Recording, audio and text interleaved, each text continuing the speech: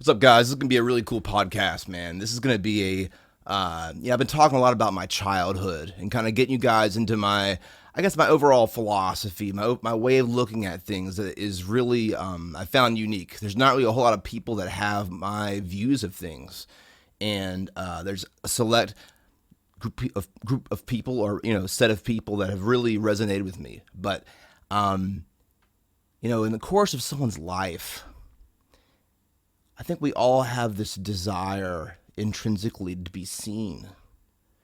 And in the course of me sharing my story and sharing these things with you, they're not just ramblings that are supposed to be me sounding, more smart than I really am. Man, I am prideful, and I sometimes do want to sound profound. Obviously sometimes, there's think people that do have like an extra gear of intellect, they want to be appreciated. Sometimes, that lends itself to our weakness to want to just say a bunch of interesting things so people think we're interesting. When the reality is that for me, even though that might be the case sometimes, I'm an interested person.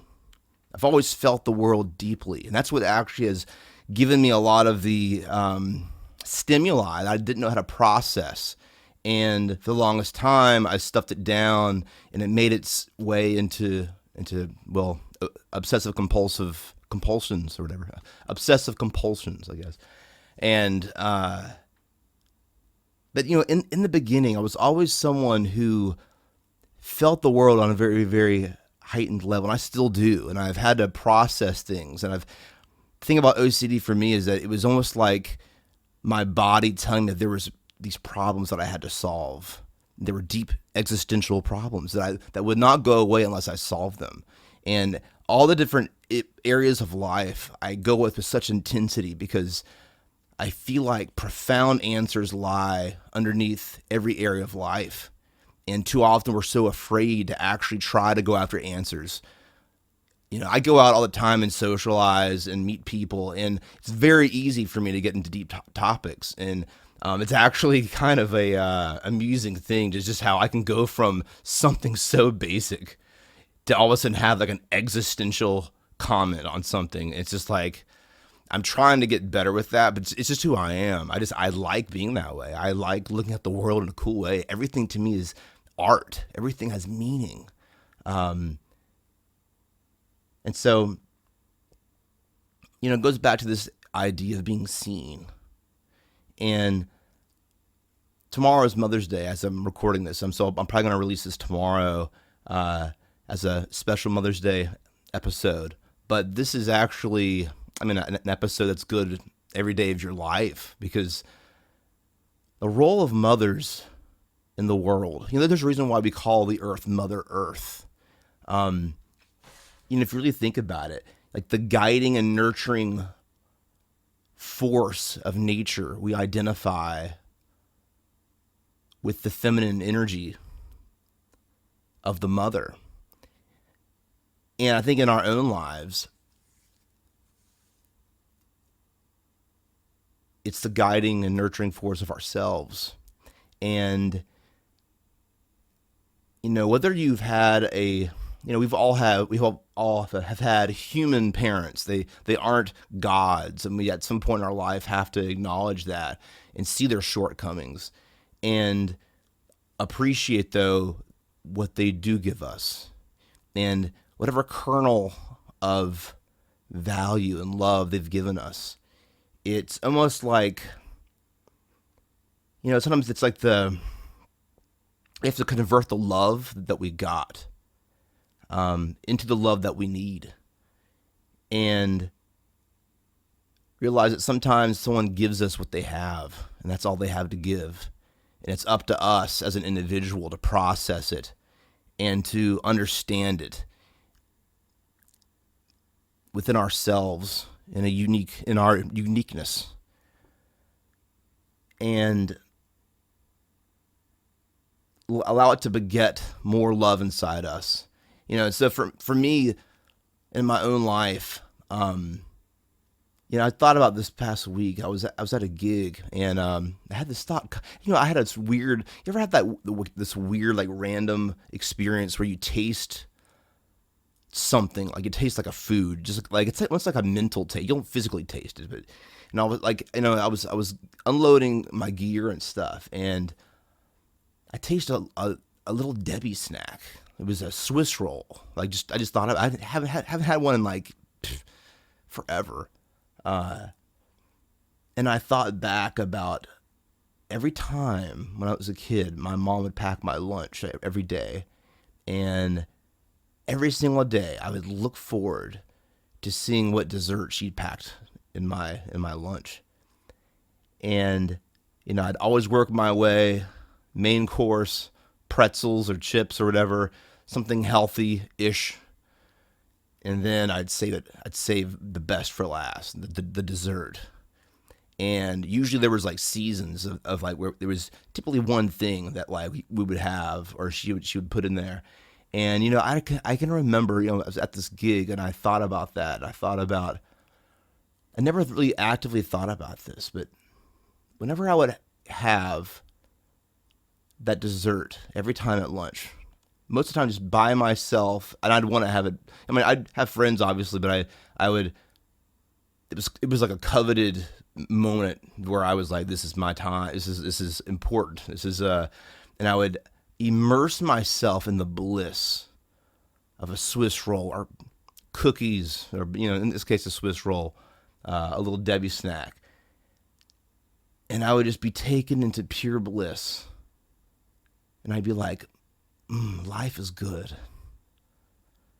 And in that moment, it was just like a little bit of love I'd feel from my mom. In my mind, I would think to myself that like she put that there knowing that like she wanted me to have a moment in my day where I knew that I was loved. And when I thought about that, man, I started crying, man. I started getting teared up, dude. And it's because it's just like to give your child that every day. And it kind of went unconscious. I didn't really think about it. But there's so many different things that go unconscious within families, good and bad, and that's a difficult thing. There's just so much detail to human interaction and relationships, and and so in those moments where I felt that little bit of love, that little bit, it was like I felt seen, And as a middle child, that's a huge issue. That we're in the midst of the family, but we're not the focal point. We're not, we're not the baby brother. We're not the firstborn. We're in the middle. We're in the midst of everything, but we're not the focal point. And so we tend to be kind of pushed out, and we're a little more introverted, I think, and weird. But so this idea, man, that mothers have this amazing capacity to make us feel seen. And I'm not sure if there's a really more powerful force in the world than the force of really being seen. Because when you're seen, it awakens something in you that you then see. It's almost like you can't have the love, you can't give the love you don't first have yourself. Love your neighbor as yourself. And so there's this little like spreading of the warmth of life that I think defines the power of motherhood and really feminine energy, And I feel like, there's this idea of, in Jungian psychology, that of the anima and the animus, of how there's for every man has the inner feminine, and the inner masculine, and every woman has the inner masculine. There's a male and female part of us all, and that kind of defines our relationship with the feminine or the masculine, the opposite sex. And so,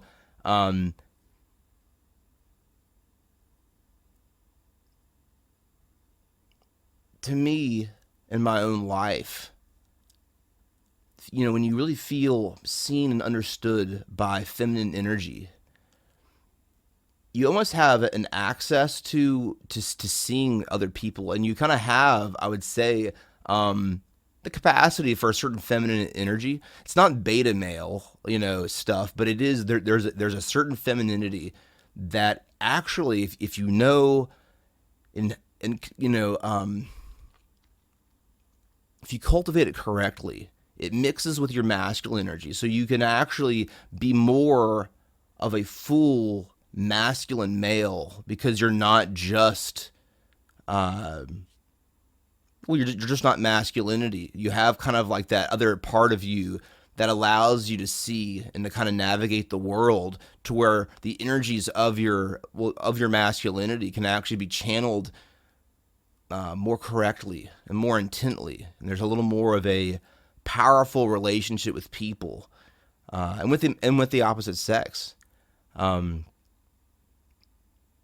so when we're celebrating Mother's Day, I kind of wanted to just express some of these ideas about feminine energy, and about how the gift of motherhood and that women have, and this responsibility they have, it's such a powerful position to make the world a better place.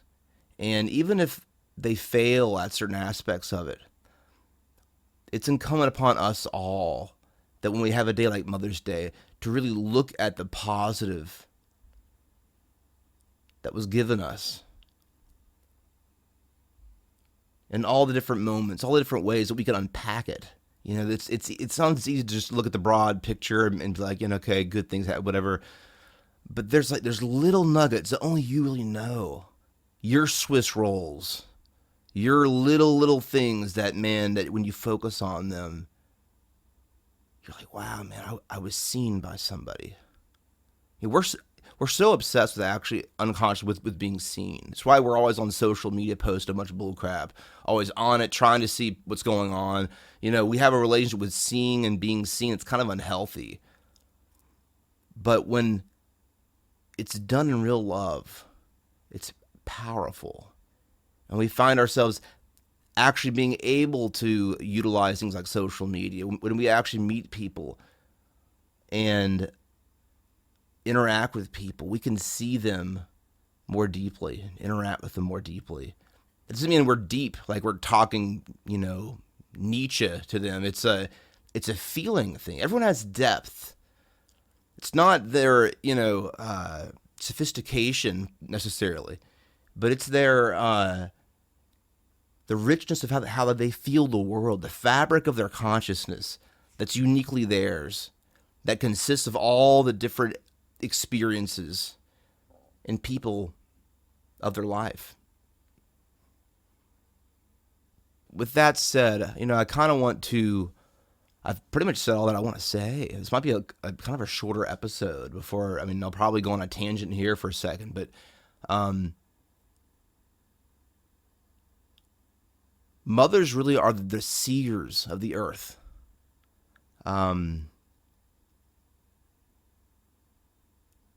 I feel like more so than ever, there's a proper relationship that men need with their inner feminine. They're not insecure about it.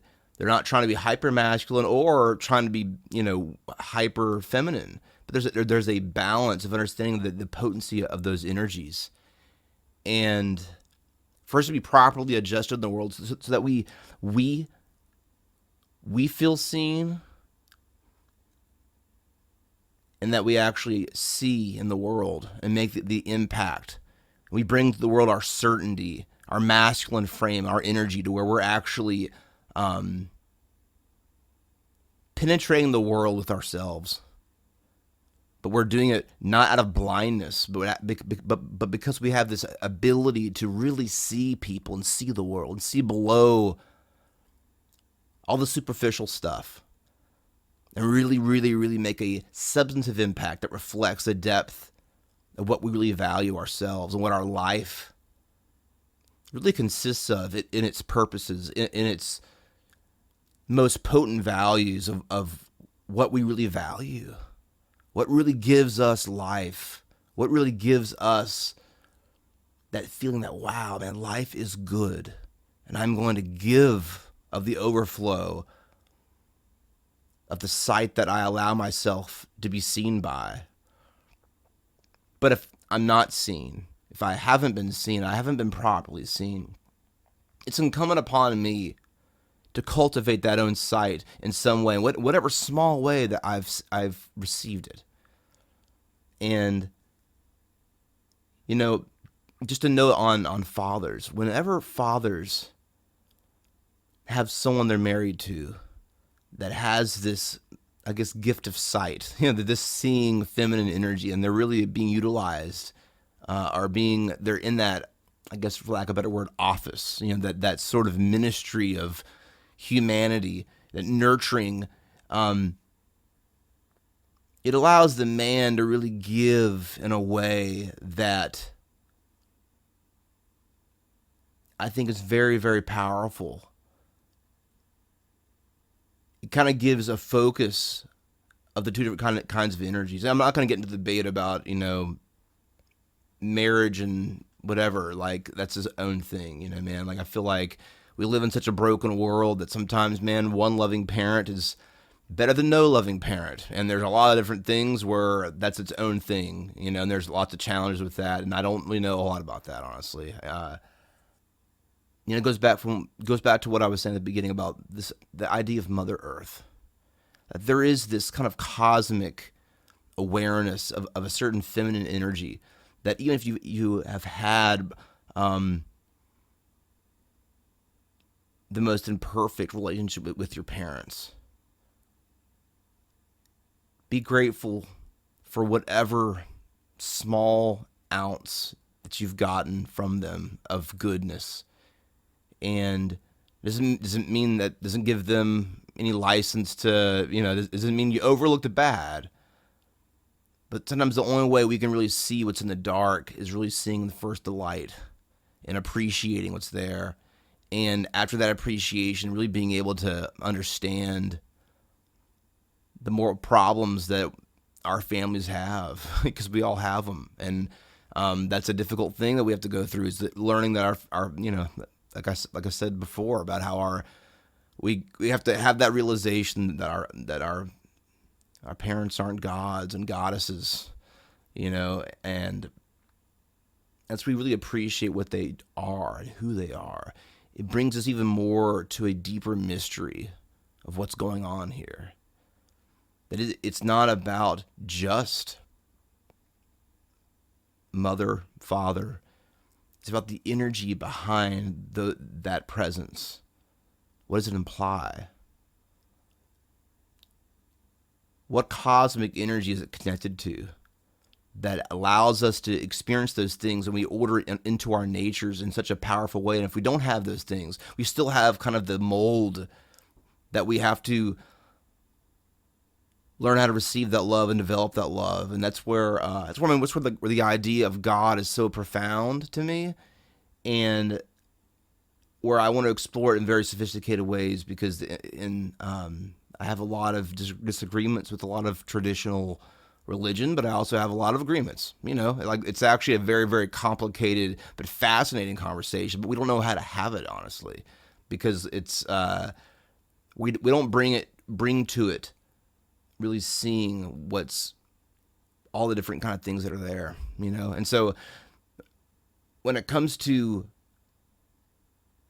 celebrating life and bringing to every area of our lives a valuing of what life and potential for it is there, it requires us appreciating what we already have, and seeing what we already have as needing the necessary attention and appreciation to allow it to be kind of the ember that burns, and we kind of blow it and kind of like put some pine straw on it and get the flame going, and put, and it's all the areas of our life require us to sort of stoke the flame hotter and hotter, but it doesn't start our intensity to life does not start red hot.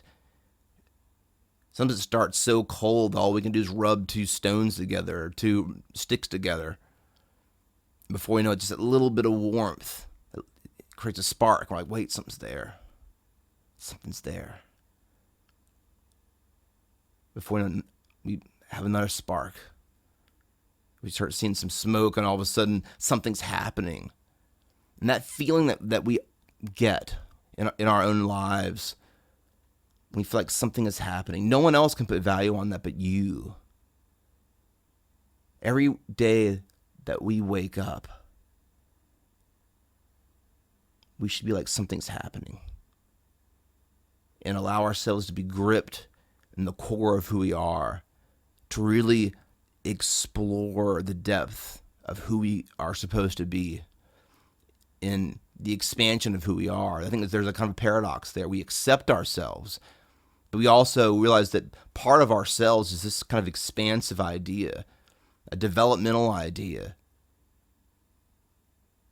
This is probably the deepest Mother's Day podcast in the history of mankind. But so I hope you guys have enjoyed this. This is something that I've been really thinking about this week, and I'm I really enjoy these ideas, and it was apropos for me in the midst of my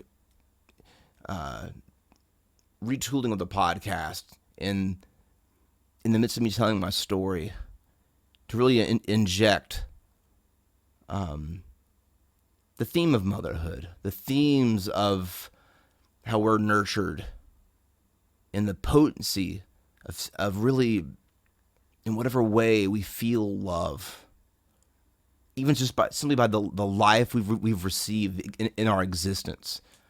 It doesn't matter if you were a mistake or if you barely knew your mom. It's like you were given the ultimate life, or given the ultimate gift to life, the gift of life. You were given the ultimate gift of life. Mouth broke. And even though we desire, I think, more closeness with our various relatives and various people in our lives, when it comes to our parents, I think we have to convert sometimes the life that they've given us into the love that we were made to hold.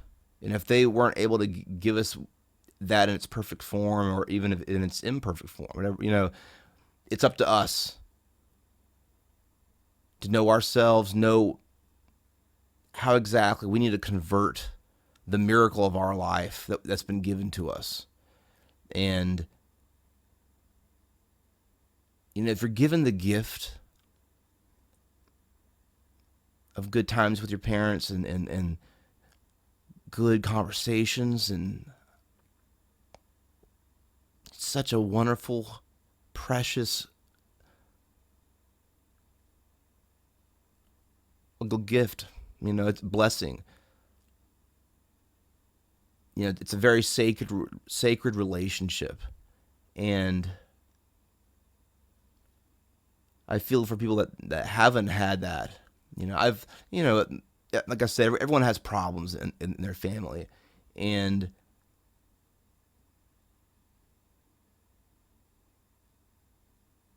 I want to make the point here at the end that just, if you haven't had really warm feelings or warm connection to your parents, really consider that the idea that you were made to experience the fullness of their love, and if they didn't give it, that's on them, and it's up to you to see your nature, perceive it, and say, you know what? As an act of love to myself, I'm going to forgive them. And whatever if they didn't do anything right at all, simply by giving me my life, I'm going to take that to mean that their life had some meaning and purpose and goodness to it. That the Father above gave through them the greater gift of love, which was my life. And so you're going to have to sometimes use some emotional twister to kind of unpack, I think, your orientation of how you see your life. And if you've been given the wonderful gift of a seer in your life that loved you and made you feel seen, it's incumbent on you to appreciate that so deeply. Because the more you appreciate that, the more you're going to see people. And that's how you're going to really, really connect with people and really live the ultimate life you were meant to live.